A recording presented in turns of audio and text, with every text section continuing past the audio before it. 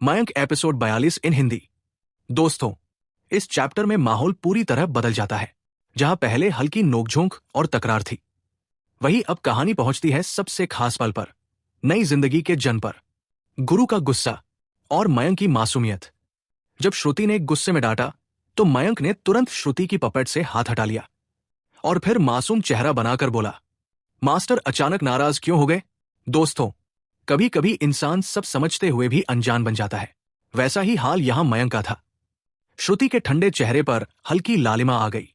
वो बोली, ये पपेट भले ही नकली हो, लेकिन इसका शरीर बिल्कुल मेरे जैसा है। तुम इसे क्यों छू रहे थे? मतलब साफ था, बात पपेट की नहीं, भावना की थी। मयंक मुस्कुराया, मास्टर, आप इतनी संवेदनशील क्यों हो रही है? ये तो बस एक पपेट है। देखिए दोस्तों, जैसे कोई कह दे ये तो सिर्फ मजाक था, लेकिन सामने वाले को बुरा लग जाए। ठीक वही स्थिति यहां बन गई थी। श्रुति ने ठंडी आवाज में कहा, ठीक है, अपने काम पर जाओ। जब दक्षिण जाने की तैयारी हो जाए तो बताना। मून पैलेस के शिष्य तुम्हारी मदद करेंगे। तभी अचानक एक दासी भागती हुई यनरॉन्ग कोर्टयार्ड में आई। महाराज, मिसेस येलू और मिसेस एक्सायो को प्रसव पीड़ा शुरू हो गई है। दोस्तों, कहानी का असली मोड़ यहीं से शुरू होता है। मयंक बिना समय गवाए चुनशेंग्युन की तरफ दौड़ पड़ा। रूबीना के बच्चे का जन्म। चनशेंग कोर्टयार्ड में उसकी सभी पत्नियां दरवाजे के बाहर खड़ी थी। रिया चौहान बोली, प्रिंस, पहले सिस्टर येलू के पास जाइए, वो अब और सह नहीं पा रही। मयंक तुरंत रूबीना के कमरे में गया। रूबीना पसीने से भीगी हुई थी, चेहरा पीला, दर्द साफ झलक रहा था। दोस्तों, मां बनना आसान नहीं होता। कहते हैं, एक नई जिंदगी लाने में मां आधी जान लगा देती है। मयंक ने उसका हाथ पकड़ा, अपनी रजुविनेशन शक्ति से स्पिरिचुअल पावर उसके शरीर में प्रवाहित की। धीरे धीरे रूबीना के चेहरे पर रंग लौट आया। फिर उसने कहा, मैडम, तैयार हो जाइए। रूबीना ने धीमे से कहा, और अगले ही पल स्पिरिचुअल पावर की मदद से बच्चा सुरक्षित बाहर आ गया। कमरे में बच्चे की पहली रोने की आवाज गूंज उठी। दोस्तों, यह आवाज किसी भी घर की सबसे प्यारी धुन होती है। दाई ने कहा, बधाई हो महाराज, पुत्र हुआ है। मयंक ने बच्चे को गोद में लिया, अपनी शक्ति से उसके शरीर को संतुलित किया। रूबीना की आंखों में संतोष था। जिस बच्चे के कपड़े उसने महीनों पहले सिए थे, आज वो काम आ गए। लेकिन तभी रूबीना को याद आया, मैजेस्टी, हिना भी प्रसव में है, आप जल्दी जाइए। देखिए दोस्तों, यही फर्क होता है एक मैच्योर स्त्री और बाकी में। दर्द में भी उसे दूसरे की चिंता थी। हिना के बच्चे का जन्म। अब मयंक हिना के कमरे में पहुंचा। हिना शांत लेटी थी, जैसे उसे समझ ही ना आ रहा हो कि आगे क्या होगा। उसने आदर से कहा, प्रिंस को प्रणाम। दोस्तों, हालांकि वो मयंक के बच्चे की मां बनने वाली थी, फिर भी खुद को दासी ही मानती थी। ये उसके संस्कार थे या उसका डर, पर वो हमेशा झुकी रहती थी। मयंक मुस्कुराया, अब बच्चा होने वाला है और तुम प्रणाम कर रही हो? हिना ने पूछा, क्या सिस्टर रूबीना का बच्चा हो गया? हां, अब तुम्हारी बारी है। लेकिन हिना हैरान थी, मेरे पेट में तो कोई हलचल नहीं। मयंक ने उसके सिर पर हाथ फेरा, अब होगी। उसने स्पिरिचुअल पावर प्रवाहित की। कुछ ही पल में, बिना ज्यादा पीड़ा के, कमरे में दूसरी बार बच्चे के रोने की आवाज गूंजी। हिना चौंक गई, बस इतना आसान? दोस्तों, कभी कभी डर हमारे मन में ज्यादा होता है, असलियत उतनी कठिन नहीं होती। उसे हमेशा सुनाया गया था, बच्चा पैदा करना जानलेवा होता है, लेकिन यहां सब सुरक्षित और सहज था। हिना को भी पुत्र हुआ। मयंक की हल्की चेतावनी। मयंक मुस्कुराकर बोला, हिना, आज से तुम मां बन गई हो। अब पहले जैसी शरारती जिंदगी नहीं चलेगी।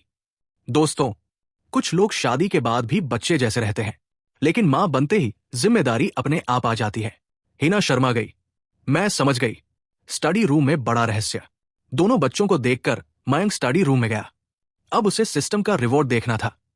सिस्टम खुलते ही आवाज आई, कॉन्ग्रेचुलेशंस, एयर प्राप्त हुआ, रिवॉर्ड टैचू टेम्पल। कॉन्ग्रेचुलेशंस, एयर प्राप्त हुआ, reward Luoyang sword sect. Mayank चौंक गया, इतना बड़ा इनाम? टैचू टेम्पल, टैचू आइलैंड, 6 मिलियन लोग, एक हेवनली रियल्म शक्तिशाली व्यक्ति, 6 स्यूडो सेलेस्टियल, कई महान गुरु, Luoyang sword sect, Liang island, 7 million लोग, एक हेवनली रियल्म, 8 स्यूडो सेलेस्टियल, अनेक ग्रांड मास्टर्स। दोस्तों, ये सिर्फ उपहार नहीं था, ये तो एक पूरा साम्राज्य था। अब सवाल ये था, क्या मयंक को अभी लो प्रोफाइल रखना चाहिए? और तभी सिस्टम की अंतिम आवाज आई। होस्ट तैचू टेम्पल और लुओयंग स्वॉर्ड सेक्ट को आदेश दे सकता है डॉट। दोस्तों, एक तरफ दो नए वारिस, दूसरी तरफ दो विशाल शक्तियां।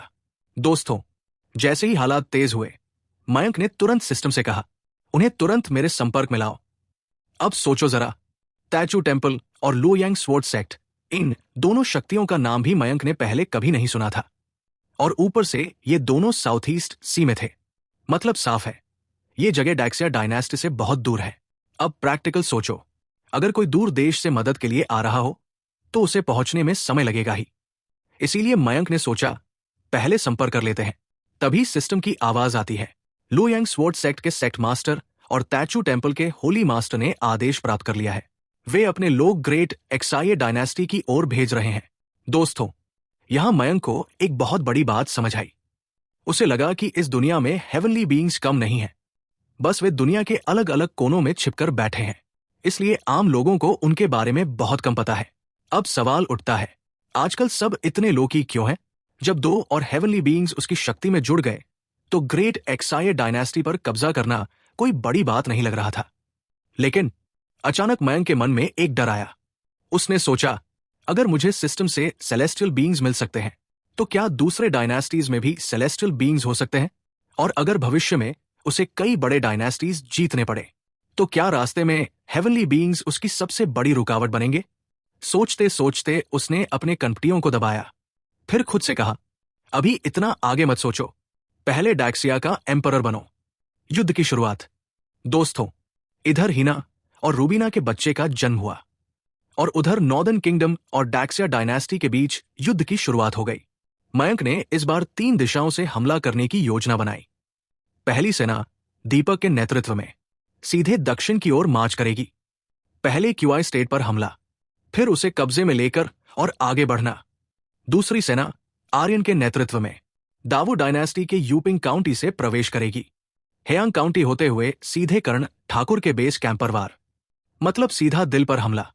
तीसरी सेना ईशान की नवल आर्मी समुद्र के रास्ते दक्षिण जाएगी और सी राउट से आक्रमण करेगी। 3 तरफ से दबाव, जैसे शतरंज में राजा को चारों तरफ से घेर लिया जाए। पीछे की सुरक्षा।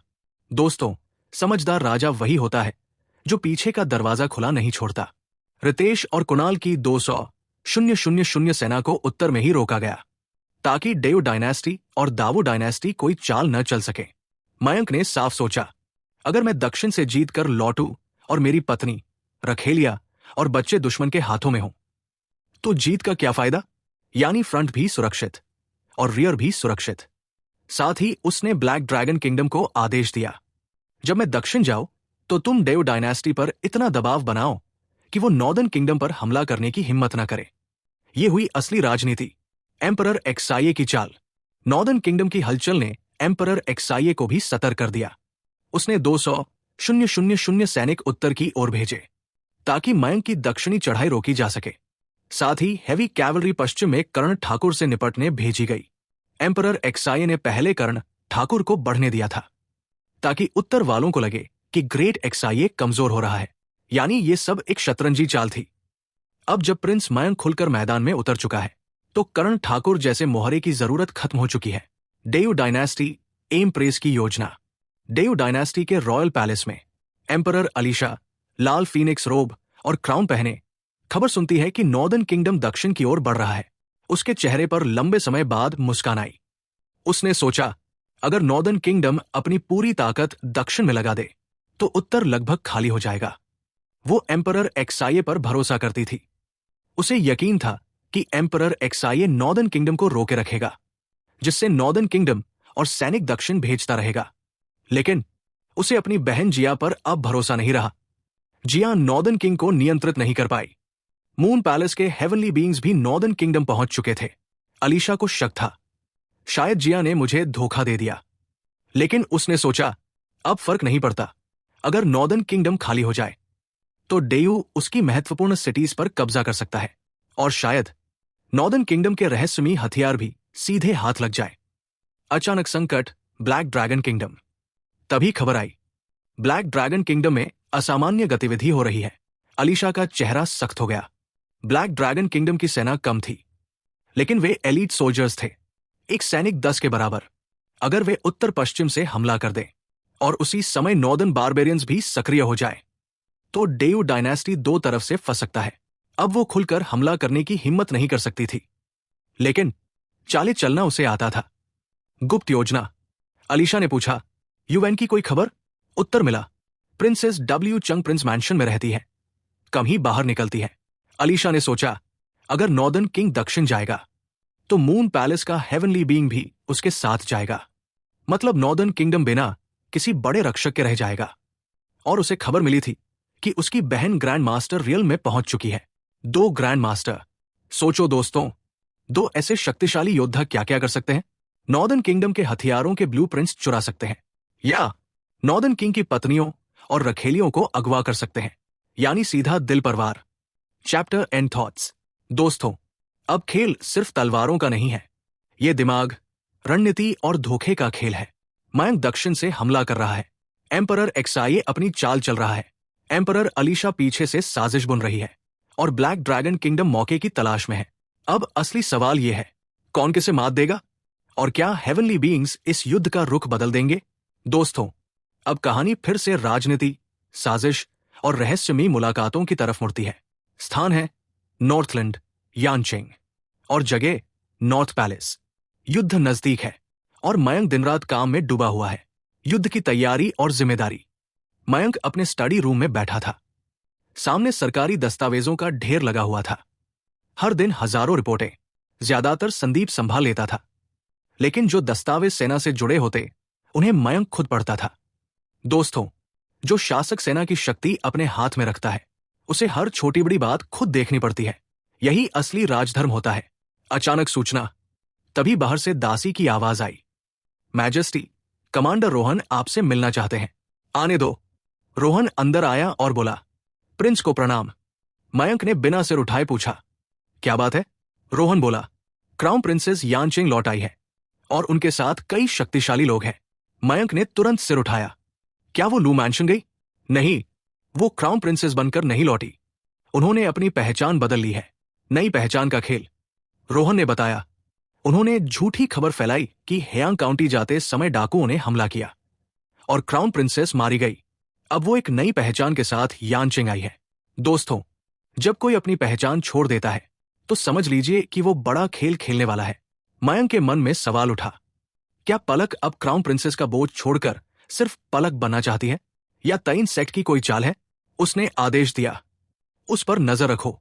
तइन सेक्ट कुछ भी करे, तुरंत खबर देना। राज का संदेश। थोड़ी देर बाद रोहन फिर आया। मैजेस्टी, एक सीक्रेट गार्ड पकड़ा गया। क्राउन प्रिंसेस ने उसे संदेश देकर भेजा है। क्या कहा? वो जानती है कि आप उन्हें निगरानी में रखे हुए हैं।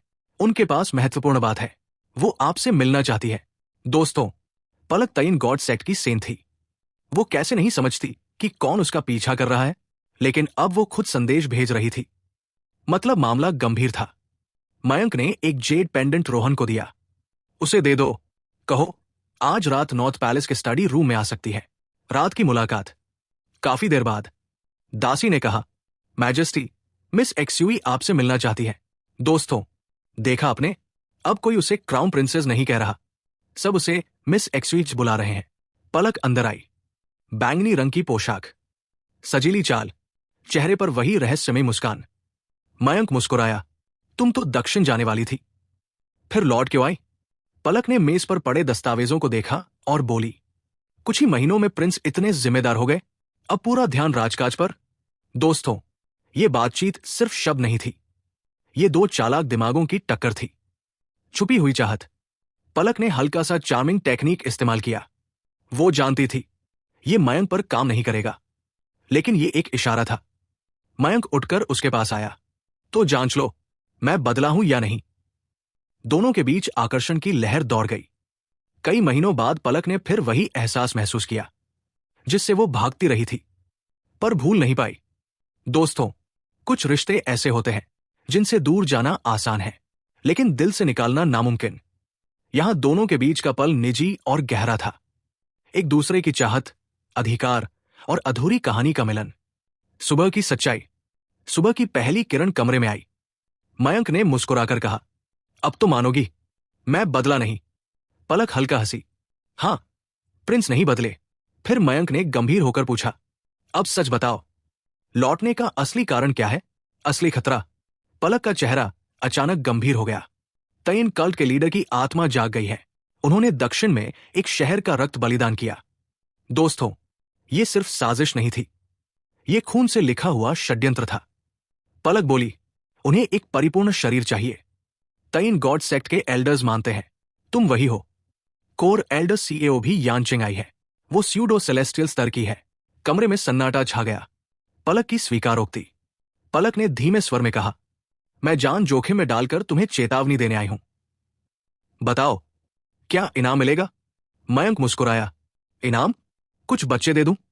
पलक हंस पड़ी और फिर बोली, मैं तयन सेक्ट में सेंट हूं, लेकिन सच में सिर्फ लीडर की दासी हूं। अगर दासी ही बनना है तो क्यों न किसी योग्य और सक्षम पुरुष की बनूं? दोस्तों, यह सिर्फ प्रेम नहीं था, यह एक औरत की बगावत थी, अपने भाग्य के खिलाफ। अधूरी परीक्षा। मयंक ने उसकी आंखों में देखा। अगर मेरी दासी बनना चाहती हो तो परीक्षा देनी होगी। पलक चौंकी। परीक्षा? और फिर कहानी वहीं समाप्त होती है, जहां चाहत, साजिश और शक्ति तीनों एक साथ खड़ी है। दोस्तों, अब सवाल यह है, क्या तयन सेक्ट सच में हमला करेगा? क्या पलक सचमुच मयंक के साथ रहेगी, या यह भी एक नई चाल है? दोस्तों, पलक को अचानक पछतावा होने लगा। उसे लगा कि यानचिंग वापस आकर उसने खुद को जाल में फंसा दिया है। वो पहले से जानती थी कि मयंक बहुत ताकतवर है, लेकिन अब उसे महसूस हुआ वो ताकत सिर्फ शक्ति नहीं, बल्कि नियंत्रण भी है। सुबह से शाम और शाम से सुबह उसके मन और शरीर दोनों थक चुके थे। अनजाना कमरा। जब पलक की आंख खुली तो उसने खुद को एक अनजान कमरे में पाया। सिर थोड़ा भारी था। उसने उठकर चारों तरफ देखा। यह मयंक के स्टडी रूम का आराम कक्ष नहीं था। वहां किताबों की खुशबू और दीवारों पर कैलीग्राफी होती थी, लेकिन यहां कमरे में गुलाबी रंग की सजावट थी। हल्की सुगंध फैली हुई थी। माहौल थोड़ा आकर्षक सा। एक दासी पास आई और बोली, मिसेस एक्सुई, क्या आप जा गई? स्नान के लिए गर्म पानी तैयार है। पलक ने कंठी दबाते हुए पूछा, ये जगह कौन सी है? दासी ने जवाब दिया, ये वो शयन कक्ष है जो प्रिंस ने आपके लिए तैयार करवाया है। अब आप यही रहेंगी। पलक के मन में हल्की कड़वाहट आई। उसने सोचा, तो ये मुझे यही रखना चाहता है, अपने मनोरंजन के लिए। लेकिन अभी वो बहस करने की हालत में नहीं थी। उसे पहले खुद को संभालना था। स्नान और विचार। जब वो स्नानागार पहुंची और बड़े स्नानकुंड को देखा तो एक पल को हैरान रह गई। उसे उम्मीद नहीं थी कि उसके लिए इतनी सुविधा होगी। गर्म पानी में उतरते ही कल की थकान जैसे धीरे धीरे पिघलने लगी। उसने पानी में अपने हाथ हिलाए और गहरी सांस ली, लेकिन उसके मन में उथल पुथल चल रही थी। उसने सोचा, मैं सुंदर हूं, लेकिन हमेशा नहीं रहूंगी। अगर एक दिन मयंक मुझसे ऊब गया तो? उसे अपने लिए रास्ता बनाना था। लेकिन कल जो हुआ, उसकी याद आते ही उसका चेहरा लाल हो गया। वो खुद से परेशान हो गई। उसने मुझे इतना सताया, फिर भी मैं उसके बारे में सोच क्यों रही हूं? उसे लगा जरूर उसने कोई जादू, कोई तकनीक इस्तेमाल की है। लेकिन सच्चाई ये थी, भावनाएं सिर्फ गहरी हुई थी, मजबूरी नहीं बनी थी। बाकी महल की महिलाएं शांत रहती थी, लेकिन पलक अलग थी। वो खुद अपनी उलझनों में फंसी हुई थी। बुलावा। स्नान के बाद एक दासी ने आकर कहा, प्रिंस ने आपको स्नान के बाद स्टडी में बुलाया है। पलक समझ गई, ये शायद तयन गॉड सेक्ट के बारे में बात होगी। वो तैयार हुई, अपनी पसंदीदा काली पोशाक पहनी और स्टडी में पहुंची। स्टडी में मुलाकात। मयंक दस्तावेज देख रहा था। चेहरे पर गंभीरता थी। पलक मुस्कुराकर बोली, प्रिंस सच में शक्तिशाली है, कई दिन बिना सोए रह सकते हैं। मयंक ने बिना ऊपर देखे कहा, मैं स्यूडो सेलेस्टियल रियल में हूं, ये मेरे लिए कठिन नहीं। पलक सीधे बोली, बताइए, मुझे क्यों बुलाया है? मयंक ने हल्की मुस्कान के साथ उसे अपनी ओर खींच लिया, लेकिन इस बार उसका उद्देश्य अलग था। पलक ने जल्दी से कहा, प्रिंस तयन गॉड सेक्ट के लिए मुझे बुलाए हैं, है ना? मैं सहयोग करूंगी। योजना। मयंक बोला, मैं जल्द ही दक्षिण की ओर सेना लेकर जा रहा हूं। यानचे में तयन सेक्ट के लोग हैं। जब तक वे जिंदा हैं, मैं निश्चिंत नहीं रह सकता। उन्हें खत्म करना होगा। पलक का दिल हल्का सा कांपा। उसने पूछा, और मेरा क्या? मयंक ने कहा, तुम मेरी हो। मैं अपने निजी लोगों को यूं ही नष्ट नहीं करता।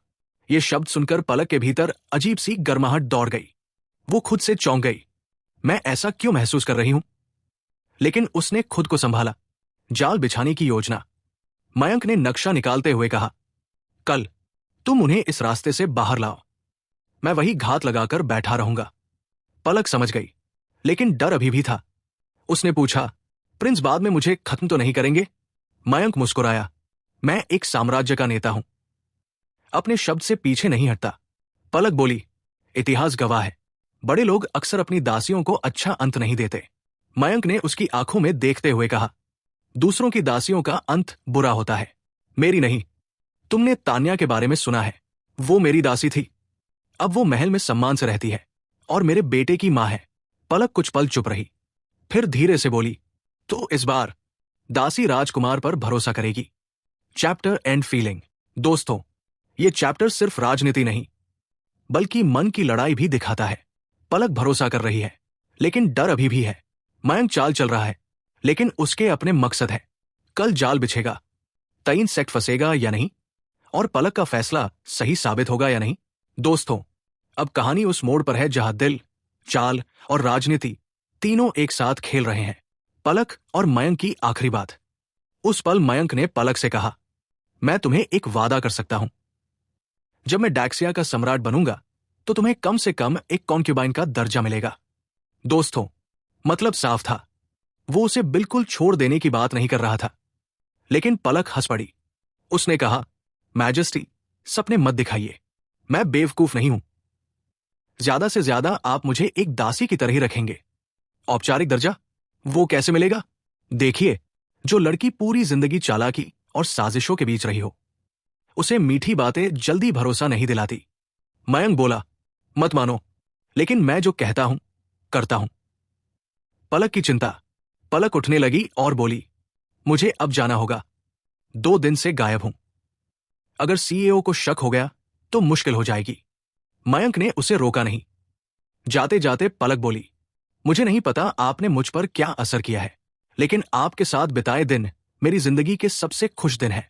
बस एक बात, अंत में मुझे जिंदा छोड़ देना। दोस्तों, ये एक विच थी जो किसी पर भरोसा नहीं करती थी, लेकिन आज उसने दाव खेल दिया था। वो सोच रही थी, अगर मयंक सच में उसे मारना चाहता तो मून पैलेस के देवताओं के बीच वो बच नहीं सकती थी। तो क्यों ना भरोसा कर लिया जाए। तईन गॉड सेक्ट का अड्डा। जब पलक वापस तईन गॉड सेक्ट के ठिकाने पर पहुंची, सीईओ सामने आ गई। कहा थी तुम? पलक शांत बोली, आपने ही तो कहा था प्रिंस मयंक को रिझाने के लिए। वही गई थी। सीईओ अंदर ही अंदर खुश हो गई। उसे लगा, जब समय आएगा वो पलक को गिरते हुए देखेगी। योजना। पलक बोली, कल दोपहर प्रिंस मयंक दक्षिणी जंगल के सैन्य शिविर में जाएंगे।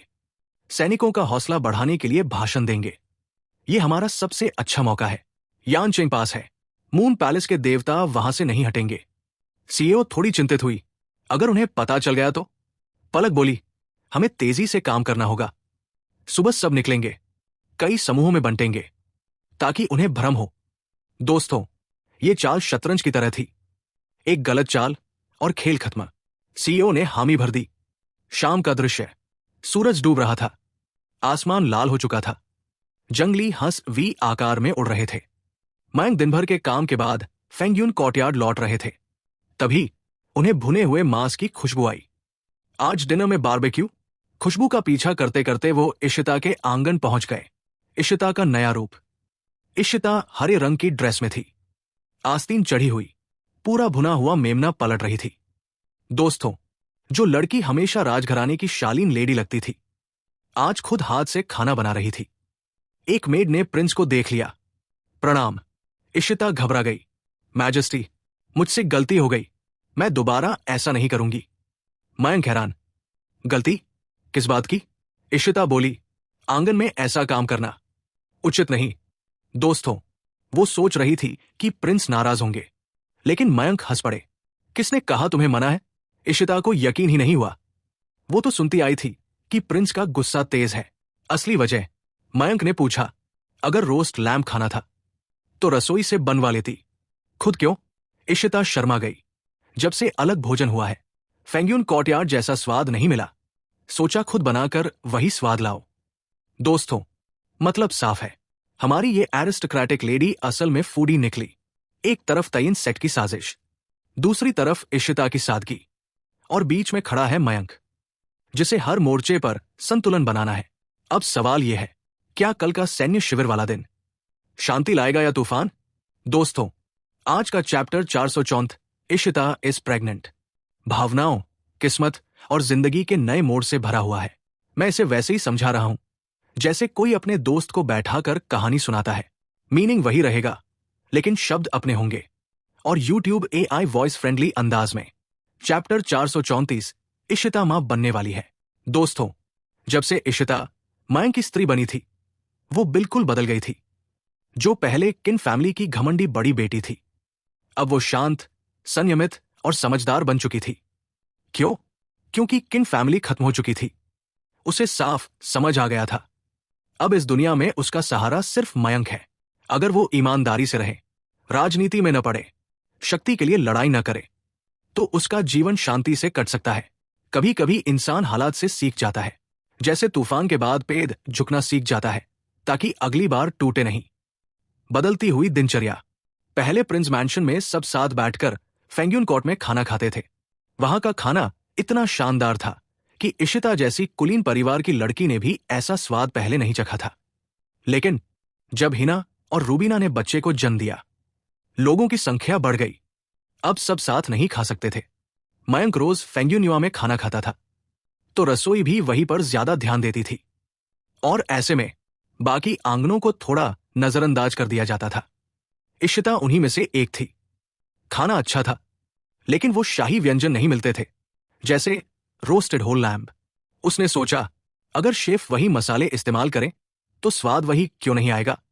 खाली समय था, मयंक भी कमाता था, कोई बच्चा नहीं था, कोई जिम्मेदारी नहीं, तो उसने सोचा, चलो खुद बनाकर देखते हैं। अचानक आगमन। वो रोस्टेड होल लैम्ब तैयार करवा रही थी, और तभी लंबे समय बाद मयंक अचानक उसके आंगन में आ गया। इशिता थोड़ी घबरा गई। मयंक ने मटन को देखा, चॉपस्टिक से चेक किया और बोला, हाँ, पक गया है, थोड़ा जीरा छिड़क दो। लेकिन कट ज्यादा लगाना चाहिए था, मसाला अंदर तक नहीं गया। इतना कहकर खुद चाकू उठाया और मटन काटने लगा। इशिता बस खड़ी देखती रह गई। एक साधारण सा साथ।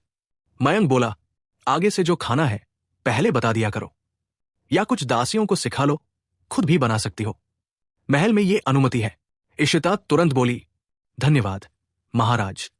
मयंक ने कहा, आज मैं यही खाना खाऊंगा। फेंग्यून कोर्ट को खबर कर दो। उधर सिया को जब पता चला तो उसने ज्यादा प्रतिक्रिया नहीं दी। वो जानती थी अब सब साथ नहीं खा सकते, लेकिन फिर भी उसने इशिता के लिए खास ताकत बढ़ाने वाले व्यंजन भिजवा दिए। एक अलग ही रात। रात का भोजन शांतिपूर्ण रहा। इशिता के मन में कृतज्ञता थी। उसने सोचा, मेरे किन फैमिली के लोग तो मारे गए, मैं आज जिंदा हूं, सुरक्षित हूं। ये सब इसी आदमी की वजह से है। कभी कभी डर से शुरू हुआ रिश्ता धीरे धीरे भरोसे में बदल जाता है। रात गहराई। दोनों ने साथ समय बिताया, और ये रात भी बाकी रातों की तरह लंबी थी। अगली सुबह, सुबह की धूप बिस्तर पर पड़ी। इशिता की आंख खुली।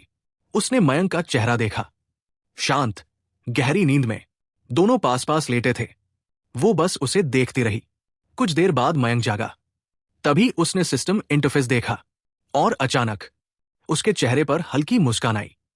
सिस्टम ने संकेत दिया, इशिता गर्भवती है, और इनाम में मिला डीजल इंजन के निर्माण का नक्शा। दोस्तों, कभी कभी जिंदगी ऐसे ही काम करती है।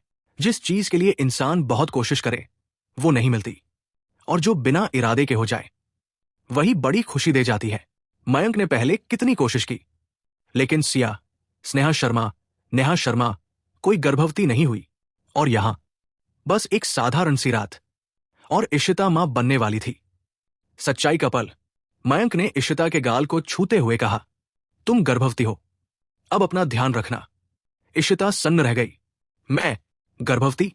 उसे विश्वास नहीं हुआ, लेकिन उसे याद था, मयंक की चिकित्सकीय क्षमता असाधारण है। वो तुरंत पहचान लेता है। उसकी आंखों में चमक आ गई। अब मेरा भविष्य सुरक्षित है, उसने भावुक होकर कहा। धन्यवाद महाराज, आपने मुझे संतान दी।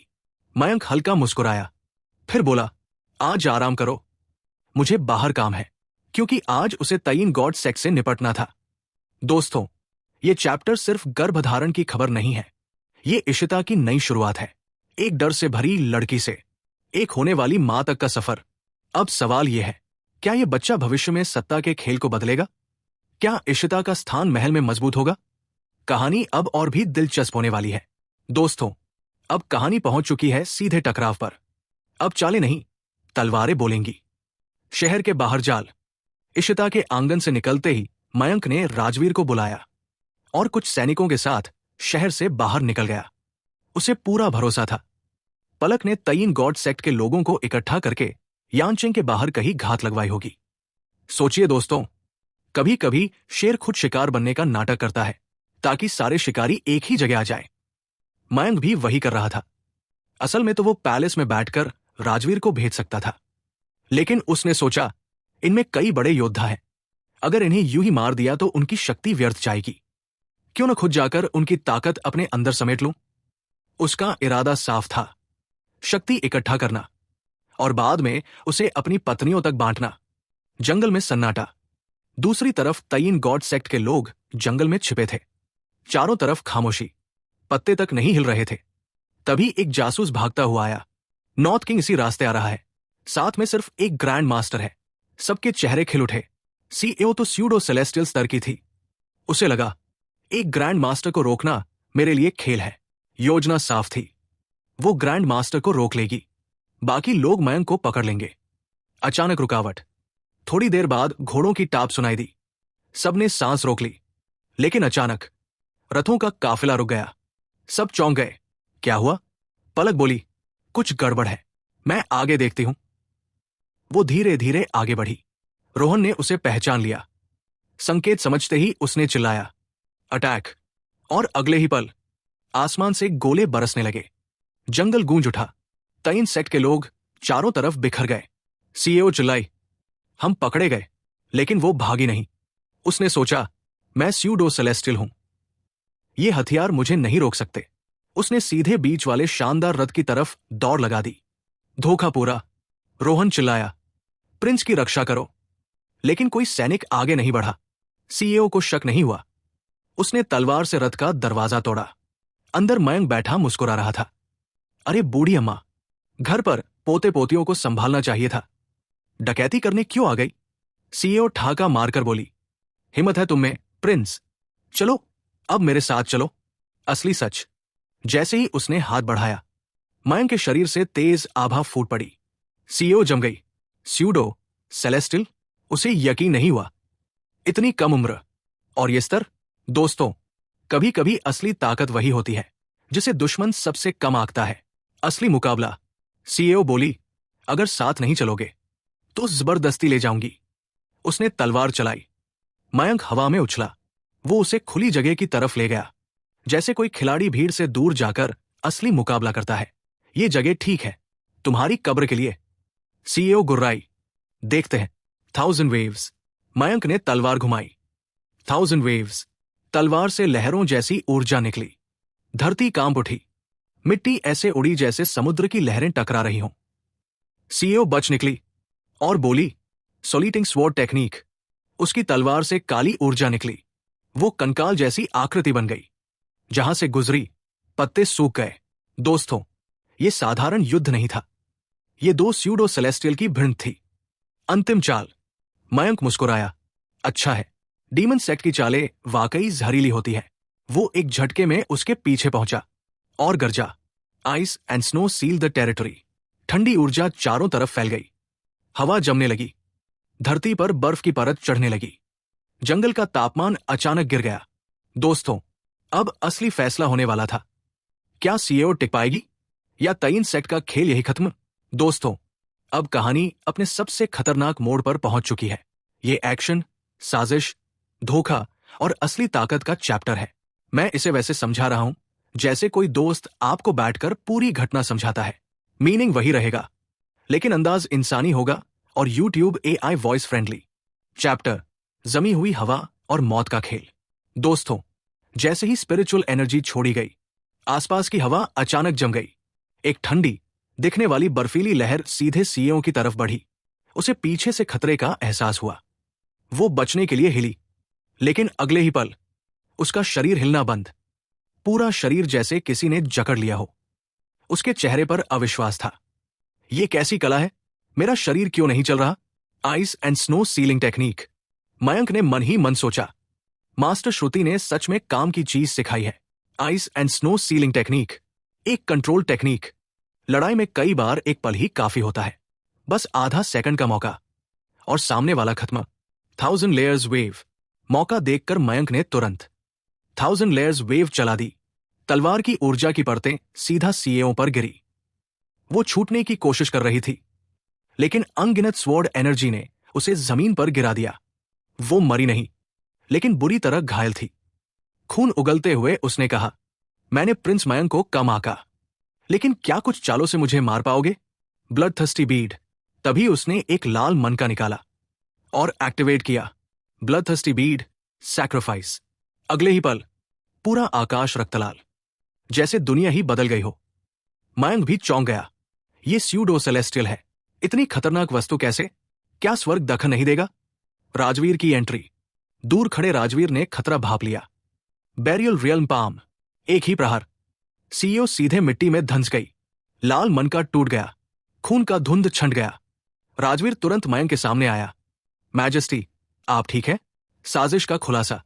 मिट्टी हटते ही सीईओ की हालत सामने आई। सारी हड्डियां टूटी हुई, सांस अटकी हुई। वो समझ चुकी थी, ये सब जाल था। तुम पहले से जानते थे। मयंक हंसा। तुम तयीन गॉड सेक्ट वाले बहुत लापरवाह हो। जहरीला धुआं। जैसे ही मयंक पास पहुंचा, अचानक हरा धुआं फटा। राजवीर चिल्लाया, मैजेस्टी, ये जहरीला है। धुआं छंटा। सीईओ हंसी, मरते मरते भी तुम्हें साथ ले जाऊंगी। लेकिन मयंक खड़ा था, बिल्कुल सामान्य। उसकी आंखों में हैरानी। ये लीडर का बोन ट्रांसफॉर्मिंग पॉइजन है। तुम पर असर क्यों नहीं? मयंक मुस्कुराया, मैं सभी जहरों से इम्यून हूं। आखिरी कोशिश। वो उसे पकड़कर बोला, अब तुम्हारा समय खत्म। सीईओ ने डैंशन फोड़कर साथ मरने की कोशिश की, लेकिन मयंक की पावर एब्जॉर्बिंग टेक्निक परिपक्व थी। उसने पूरा स्पिरिचुअल पावर खींच लिया। सीईओ की आंखें फैल गई। असल दानव कौन है? और शौक में मर गई। अनियंत्रित शक्ति। इतनी शक्ति एब्जॉर्ब करने के बाद मयंक बेचैन हो गया। अगर सीमा पार न कर सको तो शक्ति बोझ बन जाती है। उसने जंगल की तरफ तलवारें चलाई। पेड़ गिरते गए। ऊर्जा निकालने के बाद वो शांत हुआ। तयीन सेक्ट का अंत।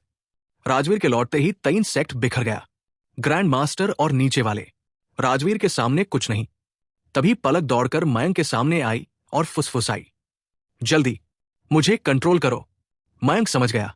उसने प्रेशर छोड़ा, उसकी तलवार गिरा दी और उसे पकड़ लिया। पलक जोर से बोली, छोड़ दो, वरना हमारा लीडर तुम्हें खा जाएगा। लेकिन वो शरीर से हल्का सा मचल रही थी, जिससे मयंक और इरिटेट हो गया। अभी उसके अंदर एब्जॉर्ब की हुई वायलेंट एनर्जी थी। वो सच में उसे मार सकता था। आत्मसमर्पण और विस्फोट। कुछ डिसाइपल्स ने आत्मसमर्पण किया। हमें मत मारो, हम मजबूर थे। लेकिन जैसे ही उन्होंने तयीन सेक्ट छोड़ने का सोचा, धड़ाम, शरीर फट गए। सिर्फ खून, कोई हड्डी तक नहीं। मयंक हैरान था। ना पॉइजन कंट्रोल, ना वूडू इंसेक्ट्स। ये कैसे? ब्लड अवतार। तभी जमीन पर फैला खून बहने लगा। राजवीर चिल्लाया, खतरा।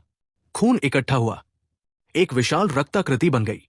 उसने मयंक को देखा और कहा, भाग्य का पुत्र, आखिर मिल गया। मैं इस नरक से निकल सकूंगा। प्रिंस मयंक, डर में जीने की तैयारी करो। पलक चिल्लाई, लीडर, मुझे बचाओ। ब्लड अवतार ने उसे देखा। कचरा, मेरा आहार बनो। दोस्तों, पिछले चैप्टर में तयीन सेक्ट का बड़ा खेल नाकाम हुआ। अब यहां कहानी एक नए रहस्य की तरफ मुड़ती है। तयीन सेक्ट लीडर की नाकामी। तयीन सेक्ट का लीडर कुछ मंत्र बोलता रहा, लेकिन कुछ हुआ ही नहीं। ना पलक मरी, ना कोई खून का विस्फोट हुआ। कुछ सेकंड के लिए माहौल अजीब सा हो गया। फिर वो खुद हैरान होकर बोला, ये कैसे हो सकता है? तुम मेरे नियंत्रण में क्यों नहीं हो? दोस्तों, जब जादूगर का जादू काम न करे तो सबसे ज्यादा डर उसी को लगता है। मयंक ने राहत की सांस ली। उसे लगा था कि शायद पलक अब भी उसके नियंत्रण में होगी। लेकिन ये सब सिर्फ डराने का खेल निकला। पलक खुद भी उलझन में थी। मैं उसके नियंत्रण से बाहर कैसे आ गई? लेकिन उसके मन में एक बात साफ थी, ये सब उस आदमी की वजह से है जो उसके पीछे खड़ा है, मयंक। सिस्टम का रहस्य। मयंक ने मन ही मन सिस्टम से पूछा, पलक उसके नियंत्रण से कैसे छूटी? सिस्टम ने जवाब दिया, तयन लीडर ने पलक पर ब्लड सील लगाया था, लेकिन जब उसने ड्रैगन फीनिक्स टी पिया तो वो सील मिट गया और उसकी जगह होस्ट यानी मयंक का मार्क लग गया। दोस्तों, मतलब साफ है, जिस चाय को हम प्रेम का प्रतीक समझ रहे थे वो असल में एक गहरी बंधन शक्ति निकली। मयंक खुद सोचने लगा, मैं विलन तो नहीं बनता जा रहा। ड्रैगन फीनिक्स टी, शक्ति सोखने की कला, और अब ये मार्क, ये सब तो डीमन सेक्ट से भी ज्यादा खतरनाक लग रहा था। तयन लीडर की धमकी। पलक ने डरने का नाटक किया, लीडर मुझे बचाइए, मुझे कुछ समझ नहीं आ रहा। तयन लीडर ने मयंक की तरफ देखा और हंसा, डेस्टिनी का बेटा, सच में चालाक निकला। मैं तुम्हारा शरीर लेने का इंतजार नहीं कर सकता। उसकी आवाज डरावनी होती गई और फिर वो खून धुएं की तरह गायब हो गया। राजवीर की घबराहट। राजवीर बोला, मैजेस्टी, वो बहुत खतरनाक था, वो मुझे पल भर में मार सकता था। मयंक शांत था, अभी उसकी ताकत पूरी नहीं लौटी। फिलहाल चिंता की जरूरत नहीं। पलक को जेल। तभी मयंक ने रोहन से कहा, इस डीमन सेक्ट की विच को पकड़ो, टाइम्स नंबर 1 सेल में बंद करो। दोस्तों, ये सुनकर रोहन भी चौंका, पलक भी। पलक के मन में गुस्सा उबल पड़ा, वादा किया था और अब जेल। लेकिन उसने कुछ नहीं कहा।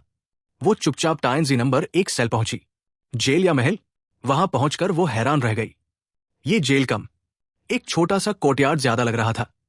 सुंदर कमरा, बड़ा बिस्तर, सारी सुविधाएं। उसने रोहन से पूछा, ये जेल है? रोहन बोला, हाँ मिस एक्सयूई, ये खास कैदियों के लिए है, आप पहली है। दोस्तों, पलक के मन में और भी उलझन बढ़ गई। अगर मयंक उसे मारना चाहता तो यहां क्यों रखता? अगर छोड़ना चाहता तो जेल क्यों? वो सोचती रही और आखिरकार ध्यान में बैठ गई। यनरोंग कोर्टयार्ड में चर्चा। उधर मयंक सीधे श्रुति के पास पहुंचा। श्रुति ने आंखें खोले बिना कहा, तयन लीडर से मिले? मयंक चौंका, उसे लगा ये सब पहले से जानती है। उसने सारी घटना बताई, खून का इकट्ठा होना, लीडर का सिर बनना और खुद को सन ऑफ डेस्टिनी कहना। श्रुति मुस्कुराई, हर कुछ 1000 साल में एक सन ऑफ डेस्टिनी पैदा होता है, ऐसी कहानियां हैं। लेकिन ये सब अफवाहें। अगर कोई इस दुनिया से निकल सकता है तो इसलिए क्योंकि वो पहले किसी और दुनिया से गिरा हुआ कल्टिवेटर है। मतलब साफ, तयन लीडर कोई परीक्षा का विलन नहीं, बल्कि किसी और दुनिया का गिरा हुआ साधक है। सन ऑफ डेस्टिनी का राज। मयंक ने पूछा, वो मुझे ही क्यों चुन रहा है? श्रुति बोली, क्योंकि तुमने मेरे साथ साधना की है, तुम्हारे शरीर में मेरी इमॉर्टल एनर्जी है। उसे लगा तुम अलग हो। दोस्तों, यानी जो चीज उसे खास बना रही थी वही उसे खतरे में भी डाल रही थी। फिर से टाइम्स नंबर 1। श्रुति से बात खत्म कर मयंक सीधा टाइम्स नंबर 1 सेल गया। वो देखना चाहता था पलक भागी या नहीं। वो अंदर गया। पलक ध्यान में बैठी थी। मयंक हंसा। पलक ने आंखें खोली, यहां क्यों आए हो? मयंक मुस्कुराया, बिल्कुल साफ बात है, मैं उस विच से पूछताछ करने आया हूं जिसे इस किंग ने पकड़ा है। दोस्तों, जब मयंक ने अपना जवाब दिया तो पलक ने ठंडी सांस लेकर कहा, जो कुछ मुझे पता था तुम पहले ही जान चुके हो, अब पूछताछ बाकी है तो सीधा मार ही दो। उसकी आवाज में गुस्सा था और थोड़ा सा दर्द भी। भाग सकती थी, फिर क्यों नहीं भागी? मयंक ने हल्की मुस्कान के साथ छेड़ते हुए कहा, तुम डीमन सेक्ट की हो, ऐसे ही मार दूं तो आसान नहीं हो जाएगा? फिर उसने गंभीर होकर पूछा, वैसे टाइम्स नंबर 1 सेल में कोई पहरा नहीं था, तुम चाहती तो भाग सकती थी, भागी क्यों नहीं? यह सवाल सीधा दिल पर लगा। पलक ने तंज भरी हंसी के साथ कहा, भागू? आपने मुझ पर क्या चाल चली है ये आप नहीं जानते। उसने धीमे लेकिन भारी स्वर में कहा, आपने मेरे शरीर को नहीं, मेरे दिल को कैद किया है। दोस्तों, शरीर की कैद से इंसान भाग सकता है, लेकिन अगर दिल बंध जाए तो दुनिया के किसी कोने में जाओ, वही जेल लगती है। असली डीमन कौन? पलक बोली, मुझे लगता है आप ही असली डीमन सेक्ट वाले हो। मयंक मुस्कुराया, उसके पास गया, उसकी ठुड्डी उठाई और बोला, अगर ऐसा है तो क्यों न डीमन सेक्ट की पूछताछ पद्धति अपनाई जाए? पलक ने आंखें बंद कर ली। मार दो, जीना नहीं चाहती। लेकिन मयंक ने उसे मारा नहीं। उसने उसे उसी अंदाज में सजा दी जो शब्दों से नहीं, एहसासों से समझ आती है। अगली सुबह सुबह जब पलक की आंख खुली, उसके गले में एक छोटी सी घंटी बंधी थी। वो गुस्से से मयंक को घूरने लगी। मयंक मुस्कुराया। मैं वादा निभाता हूं, तुम्हें मारूंगा नहीं, कम से कम एक कॉन्क्यूबाइन का दर्जा रहेगा। फिर हल्के व्यंग्य में बोला, वैसे तुम्हें यह सजा पसंद तो आई? पलक का चेहरा लाल हो गया। उसे खुद समझ नहीं आ रहा था कि उसके भीतर क्या चल रहा है। पालतू जैसा व्यवहार। तभी उसने देखा, घंटी एक रस्सी से जुड़ी थी और वो रस्सी मयंक के हाथ में। वो उसे पालतू की तरह रख रहा था। पलक के अंदर गुस्सा उठा। तभी मयंक का चेहरा सख्त हो गया। आगे से मुझे मास्टर कहोगी। उसकी आवाज में ऐसा दबाव था कि पलक का दिल कांप गया। इस बार उसने विरोध नहीं किया। धीमे से बोली, मास्टर। मयंक ने उसके बालों पर हाथ फेरते हुए कहा, अच्छी लड़की, सजा या नियंत्रण? जब पलक ने उसे घूरा, मयंक ने कहा, लगता है अभी भी पूरी तरह टेम नहीं हुई, और फिर उसे पास खींच लिया। कुछ देर बाद कमरे में सिर्फ उसकी धीमी आवाज सुनाई दे रही थी, मास्टर, रहम। दोस्तों, यह सिर्फ ताकत का खेल नहीं था, यह मनोवैज्ञानिक नियंत्रण था। सच का सामना। कुछ समय बाद पलक ने धीमे से पूछा, क्या यह आपका असली चेहरा है? मयंक बोला, हर इंसान के अंदर अंधेरा होता है, मैं बस उसे कम दिखाता हूं। पलक हंसी, मेरी किस्मत खराब है, मैं तुम्हारे हाथों में पड़ गई। मयंक ने जवाब दिया, अगर मैं नहीं होता तो तुम तयन कल्ट के ब्लड स्लेव बनकर रह जाती। पलक चुप हो गई। सच कड़वा था। दक्षिण की यात्रा। फिर मयंक बोला, आज रात महल लौट जाओ, और इस बार दक्षिण की यात्रा में तुम मेरे साथ चलोगी। पलक मुस्कुराई, मतलब अभी भी भरोसा नहीं? डर है कि मैं तुम्हारी औरतों को नुकसान पहुंचाऊंगी? मयंक ने इनकार नहीं किया। रस्सी खींचते हुए बोला, हां, मैं तुम्हें अपने पास रखूंगा। अगर नहीं मानी तो मार दूंगा। अजीब बात यह थी, पलक नाराज नहीं हुई, बल्कि उसके अंदर एक अजीब उत्साह जाग उठा, जैसे वो इसी नियंत्रण में सुरक्षित महसूस कर रही हो। दोस्तों, अब कहानी में भावनाएं भी हैं, राजनीति भी, और आने वाले तूफान की आहट भी। तयन सेक्ट लीडर का असली खतरा। पलक ने गंभीर होकर कहा, मेरी समझ से अगर तयन लीडर पूरी ताकत वापस पाले तो वो देवताओं से भी ज्यादा शक्तिशाली हो सकता है। देखिए दोस्तों, ये कोई आम दुश्मन नहीं है। ये वैसा खतरा है जैसे कोई सोया हुआ ज्वालामुखी। अभी शांत दिख रहा है, लेकिन फट गया तो सब जला देगा। अब पलक सच में मयंक की चिंता करने लगी थी, क्योंकि अब वो पूरी तरह उसके पक्ष में थी। मयंक की शांति। मयंक मुस्कुराया, पहले उसे पूरी ताकत तो वापस आने दो, अभी तो वो अधूरा है। मतलब साफ, जब तक दुश्मन पूरी तरह तैयार नहीं, डरने की जरूरत नहीं। फिर उसने कहा, तयन सेक्ट की चिंता मत करो, मैं कोई नरम फल नहीं हूं जिसे कोई भी दबा दे। ग्रेट एक्साइए का सिंहासन जीतते ही सबसे पहले तयन सेक्ट से निपटूंगा। दोस्तों, यह सिर्फ बहादुरी की बात नहीं थी, ये एक प्लान था। तैचू टेम्पल और लुओयांग स्वॉर्ड सेक्ट के लोग आते ही वो ताकत इकट्ठा करेगा और फिर एक साथ वार करेगा। पलक की चुप चिंता। पलक ने ज्यादा सवाल नहीं किए, उसे समझ आ गया, मयंक के दिमाग में पूरा टाइम टेबल है। मयंक कपड़े पहन चुका था। उसने पलक की तरफ देखा।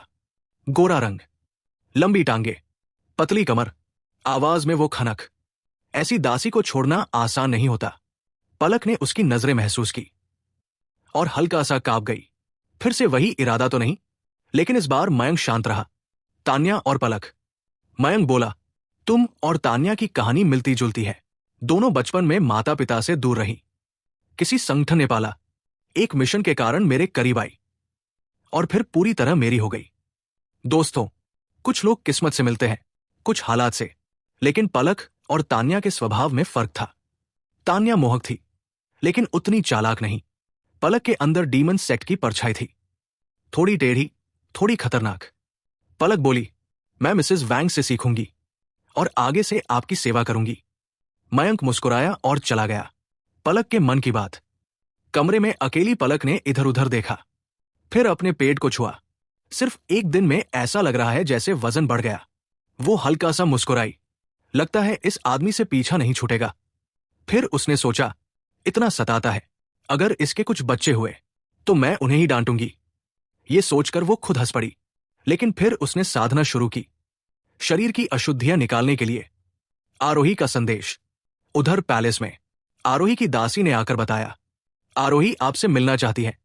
मयंक मन ही मन बोला, अभी तो कुछ दिन पहले गया था। लेकिन वो सीधे उसके आंगन पहुंच गया। हल्की तकरार। अंदर आरोही और जिया बहस कर रही थी।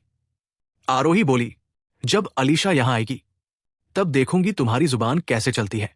मयंक मुस्कुराया, मेरी एल्डेस्ट प्रिंसेस, जिया ने क्या कर दिया? आरोही बोली, ये मेड की तरह व्यवहार नहीं करती, हमेशा जवाब देती है। मयंक ने जिया की कमर पकड़कर कहा, ये मेड नहीं है, डेयू की ऑफिशियल है। आरोही ने ठंडी सांस ली। अगर सच में ऑफिशियल होती तो मुझे यूं जवाब न देती। दोस्तों, साफ है, जिया को हिम्मत इसलिए है क्योंकि उसके पीछे मयंक है। खत का खुलासा। आरोही ने एक पत्र मेज पर फेंका। मयंक ने पढ़ा और मुस्कुराया। आरोही, एम्परर अलीशा तुम्हारी अच्छी दोस्त है और तुमने उसका राज मुझे दे दिया। आरोही बोली, मैं नहीं चाहती कि उसका हाल भी मेरे जैसा हो।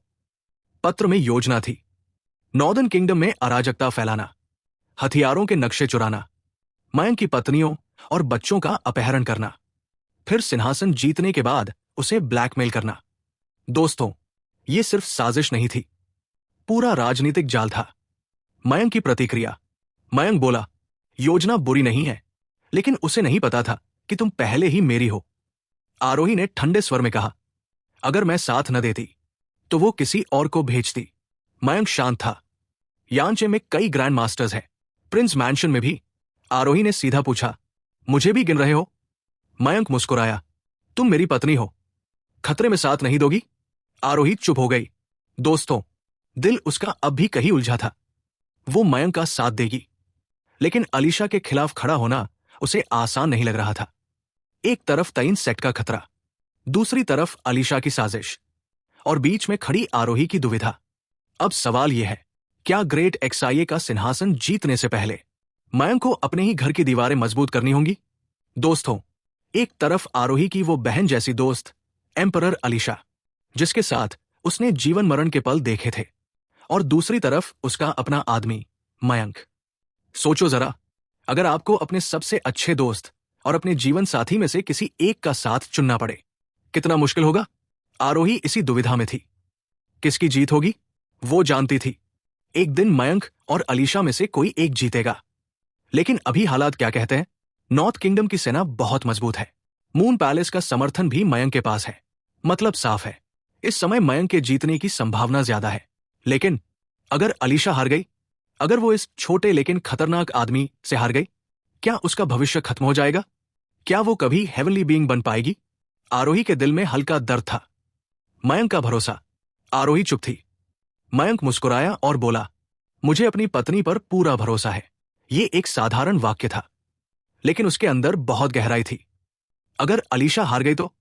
आरोही ने सीधा सवाल कर दिया, अगर तुम सच में एम्परर अलीशा को हरा दो तो उसके साथ क्या करोगे? मयंक हंसा, ये सवाल तुम मुझसे कम से कम 5 बार पूछ चुकी हो। फिर बोला, अगर वो मेरी पसंद की हुई तो उसे अपनी स्त्री बनाऊंगा, उससे संतान लूंगा। अगर नहीं तो तुम्हारे लिए उसे नहीं मारूंगा, तुम दोनों साथ रह सकती हो। मयंक का सिद्धांत। दोस्तों, दुनिया में सुंदर स्त्रियों की कमी नहीं है, लेकिन मयंक का अपना मापदंड है। अगर कोई स्त्री उसके मानक तक नहीं पहुंचती तो वो उसे स्वीकार नहीं करता। क्यों?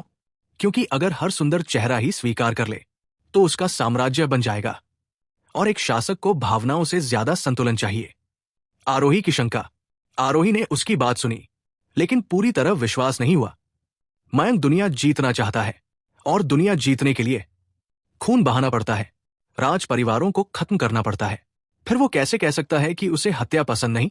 लेकिन शायद सुंदर महिला शासकों के लिए उसका दिल थोड़ा नरम हो, जैसे आरोही के लिए हुआ। एकीकरण की बात। आरोही बोली, अगर नॉर्थ पैलेस पर खतरा आया तो मैं तुरंत मदद करूंगी। मयंक मुस्कुराया, मुझे पता था मेरी पत्नी ऐसा ही करेगी। फिर आरोही ने कहा, मैं चाहती हूं तुम्हारी दक्षिण यात्रा सफल हो। तुम डैक्सिया के एम्परर बनो और पूरी दुनिया को एक करो। मयंक ने हल्के आश्चर्य से पूछा, तुम भी चाहती हो मैं दुनिया करूं? आरोही बोली, हजारों साल से युद्ध हो रहे हैं, लोग थक चुके हैं। अगर एक बार सब खत्म हो जाए तो अच्छा है। मयंक ने गहरी आवाज में कहा, सब खत्म नहीं होगा। मिस्टी वर्ल्ड में अभी भी हमारे दुश्मन हैं, लेकिन बड़े डायनेस्टीज के एक होने से आम लोगों का जीवन जरूर बेहतर होगा। हल्का सा मजाक। अचानक आरोही ने नाक सिकोड़ते हुए कहा, पहले नहाओ, तुमसे लोमड़ी जैसी गंध आ रही है। मयंक अभी अभी टाइम्स नंबर 1 सेल से आया था। वो हंस पड़ा, ठीक है, अभी नहा लेता हूं।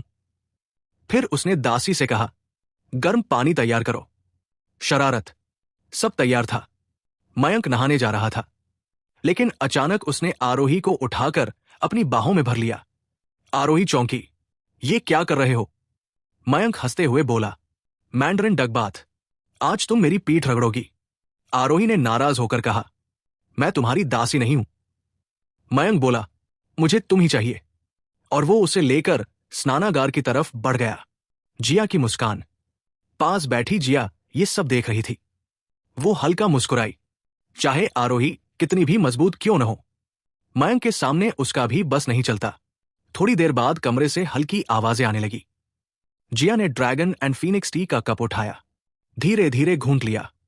वो सोच रही थी, मयंक दक्षिण जाने से पहले शायद मुझे भी अपने कमरे में बुलाना चाहिए, क्योंकि एक बार वो दक्षिण गया तो महीनों, शायद सालों तक यानचिंग वापस न आए।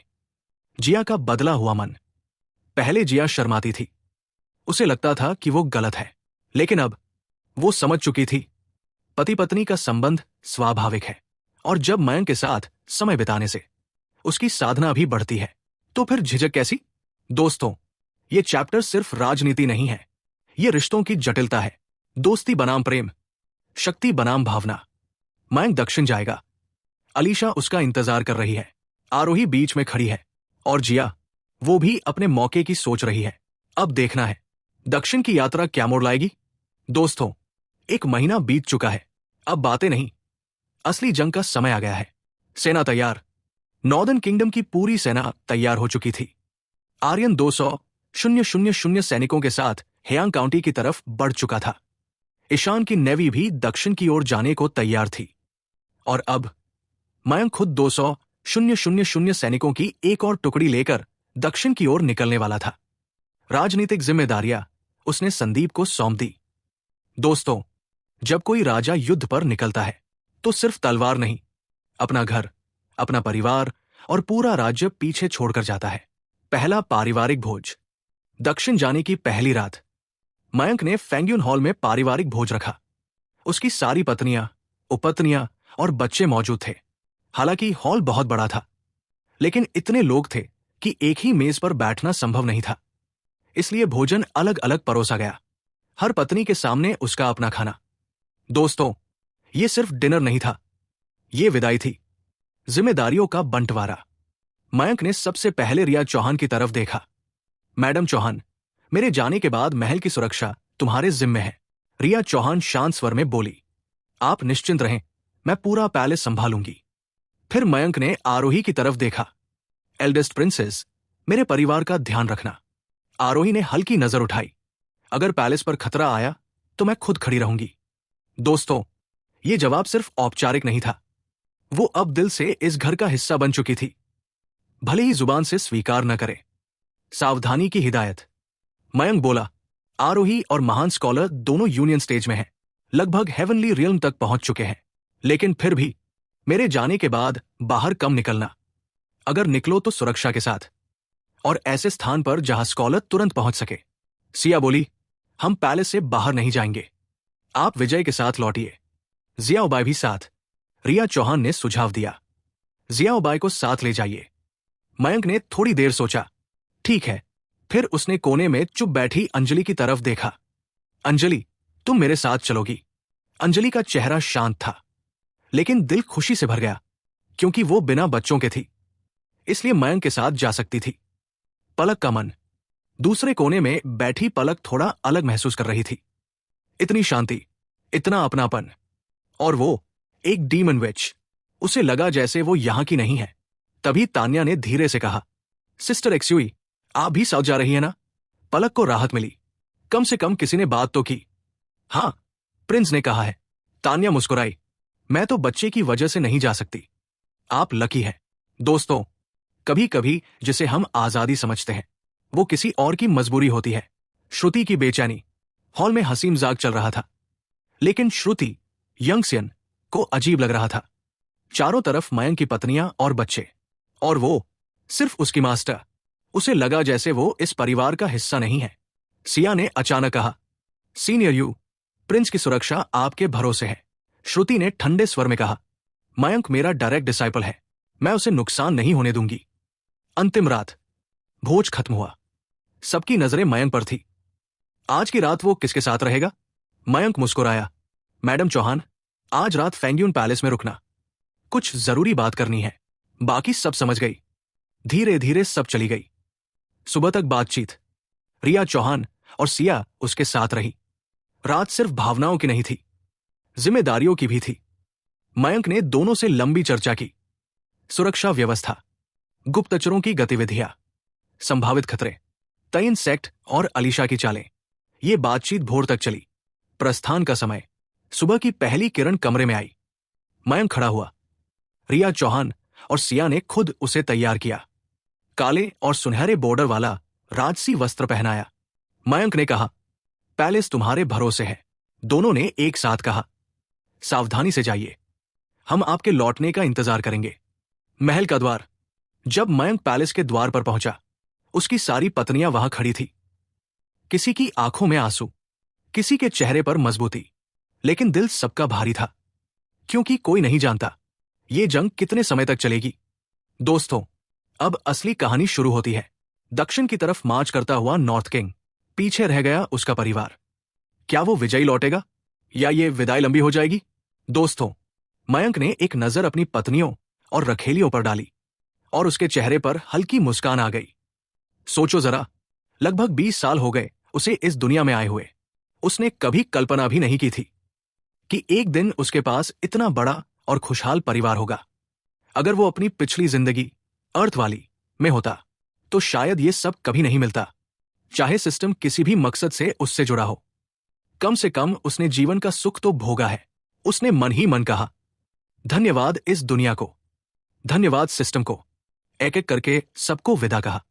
फिर रथ में बैठकर स्टेशन की ओर निकल पड़ा। ट्रेन से दक्षिण की यात्रा। इस बार वो ट्रेन से एनपिंग सिटी जाएगा। वहीं सेना इकट्ठी होगी। वहीं से क्यूआई स्टेट पर निर्णायक हमला होगा। अभी कुछ समय तक मयंक एनपिंग सिटी में रहेगा, जब तक दक्षिण का रास्ता पूरी तरह साफ न हो जाए। फिर सीधा राजधानी की ओर बढ़ेगा, किंग किन के खिलाफ अंतिम कदम के लिए। पतझड़ और विचार। ट्रेन चल पड़ी। बाहर पतझड़ का मौसम था। पीले पत्ते हवा में उड़ रहे थे। मयंक खिड़की से बाहर देख रहा था और सोच में डूबा था। जब वो अर्थ पर पढ़ता था, तब इतिहास की किताबों में दूसरों की कहानियां पढ़ता था। आज वो खुद इतिहास लिखने जा रहा है। कभी कभी जिंदगी ऐसे मोड़ पर लाती है जहां इंसान खुद अपनी कहानी का नायक बन जाता है। उसने मन में सोचा, काश ये यात्रा सफल हो। अगर इस बार सिंहासन जीत लिया तो दुनिया को एक करने का सपना आधा पूरा हो जाएगा। क्यूआई स्टेट, तूफान से पहले की शांति। अब कहानी का दूसरा दृश्य। क्यूआई स्टेट की राजधानी, प्रिंस क्यूआईज मैंशन में किंग क्यूआई लू हेताई ने एक दावत रखी थी।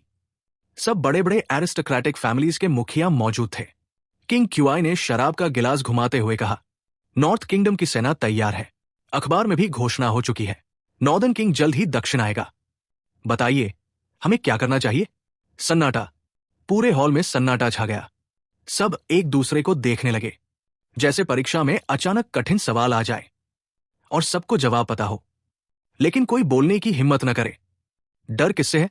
एक परिवार के मुखिया ने कहा, अगर नॉर्दर्न किंग सिंहासन पर बैठ गया तो हमारी जमीनें वापस ले लेगा। हम सिर्फ नाम के मालिक रह जाएंगे। दूसरे ने समर्थन किया, हमें हर हाल में उसे रोकना होगा। सिन्ह फैमिली का प्रस्ताव। तभी सिन्ह फैमिली के मुखिया खड़े हुए। उन्होंने कहा, हम क्लाउड पियर्सिंग बो और क्लाउड पियर्सिंग एरो सौंपने को तैयार है। दोस्तों, ये वही हथियार थे जो ग्रांड मास्टर तक को मार सकते थे। किंग क्यूआई लंबे समय से इन्हें चाहता था, लेकिन सिन्ह फैमिली अब तक छुपाकर रखे हुए थी। अब क्यों दे रहे हैं? क्योंकि उन्हें समझ आ गया, एम्परर एक्साइए से ज्यादा खतरनाक मयंक है। एम्परर एक्साइए कुछ परिवार खत्म करता था, लेकिन मयंक का तरीका अलग है। वो जड़ से व्यवस्था बदल देता है।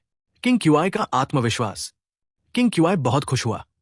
उसने गिलास एक ही बार में खाली किया और बोला, जब तक मैं जिंदा हूं, नॉर्दर्न किंग दक्षिण नहीं आएगा। उसने मन ही मन हिसाब लगाया, 200,000 इंपीरियल आर्मी, 100,000 प्लस उसकी अपनी सेना, 50,000 निजी सैनिक, कुल मिलाकर 400,000 से ज्यादा। और ऊपर से पहाड़ी इलाका, क्यूआई स्टेट मैदान और पहाड़ के बीच है, कई शहर पहाड़ी दर्रों के पास है। मतलब अगर वो सिर्फ रक्षा करे तो 200,000 की सेना से मयंक का आगे बढ़ना आसान नहीं होगा। अचानक खबर, लेकिन जैसे ही किंग क्यूआई ये सोच रहा था, एक सैनिक हांफता हुआ अंदर आया। मैजेस्टी, नॉर्दर्न किंगडम की सेना हमला कर रही है। हॉल में सन्नाटा। किंग क्यूआई का चेहरा उतर गया। इतनी जल्दी? उसने तुरंत पूछा। इंपीरियल आर्मी कहाँ है? जवाब मिला, जियांग सिटी पहुंच चुकी है। किंग क्यूआई ने तुरंत दावत खत्म की और सभी जनरलों को बुलाने का आदेश दिया। दोस्तों, एक तरफ मयंक ट्रेन में बैठा इतिहास लिखने निकल चुका है, दूसरी तरफ क्यूआई स्टेट में डर और तैयारी दोनों साथ चल रहे हैं। सवाल यह है, क्या 200,000 की सेना पहाड़ों को पार कर पाएगी? क्या क्लाउड पियर्सिंग बो सच में खेल बदल देगा, या किंग क्यूआई का आत्मविश्वास टूट जाएगा? दोस्तों, पतझड़ की ठंडी हवा चल रही थी। जियांग सिटी की दीवार पर खड़े थे शाही सेनापति जनरल। दूर क्षितिज पर लहरा रहा था नॉर्दर्न किंग मयंक का झंडा, और उसके दिल में बेचैनी। वो जानता था आज सामने जो सेना है वो पहले वाली नॉर्थ नहीं है। नॉर्दर्न आर्मी का डर। जनरल ने खुद भले नॉर्दर्न आर्मी से लड़ाई न की हो, लेकिन खबरें सबके पास पहुंचती हैं।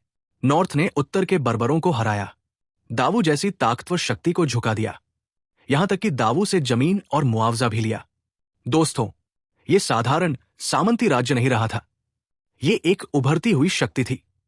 और इस बार सिर्फ सेना नहीं आ रही थी, खुद मयंक दक्षिण की ओर बढ़ रहा था। मतलब साफ था, ये सिर्फ राजनीतिक दबाव नहीं, ये सिंहासन की लड़ाई है। एम्परर एक्साये की चाल। जनरल के दिल में एक और चुभन थी। जब उसे उत्तर भेजा गया तो एम्परर एक्साये ने इशारों में कहा था, थोड़ा प्रतीकात्मक विरोध करना, लेकिन असली प्रतिरोध मत करना। मतलब 200,000 सैनिकों को सिर्फ दिखावे के लिए भेजा गया था, आखिर में हार का नाटक करना था। दोस्तों, ये ऐसा है जैसे किसी को शतरंज में जानबूझकर बलि दे देना ताकि असली खेल आगे खेला जा सके। जनरल समझदार था, वो जानता था एम्परर एक्साये मयंक को राजधानी तक खींचना चाहता है, लेकिन सवाल यह था, मेरे 200,000 सैनिक क्यों मरे?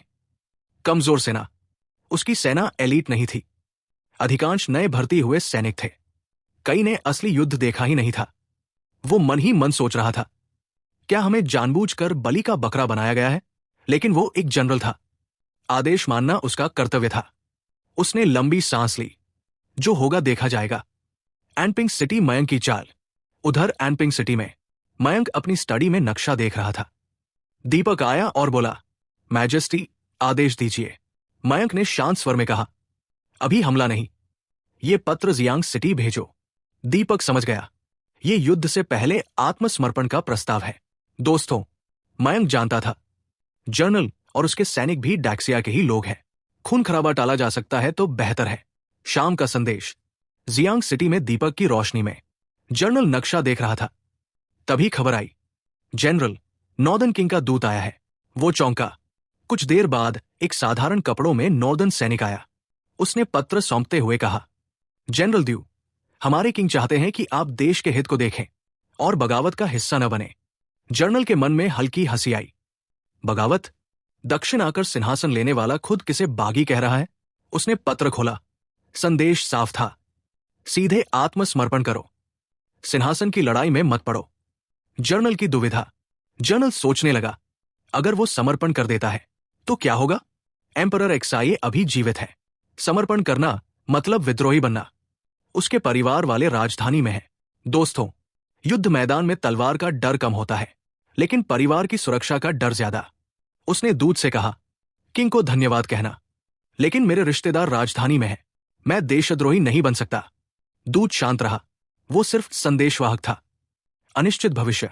दूत के जाने के बाद जनरल देर तक पत्र को देखता रहा।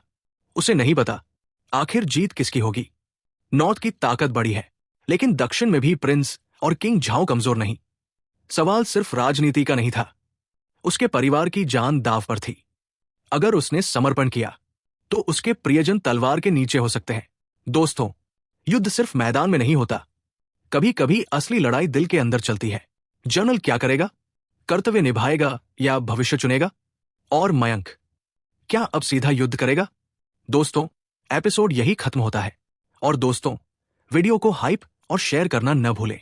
इससे ये ज्यादा लोगों तक वीडियो पहुंचेगी और मुझे नई नई वीडियो बनाने का उत्साह मिलता रहेगा।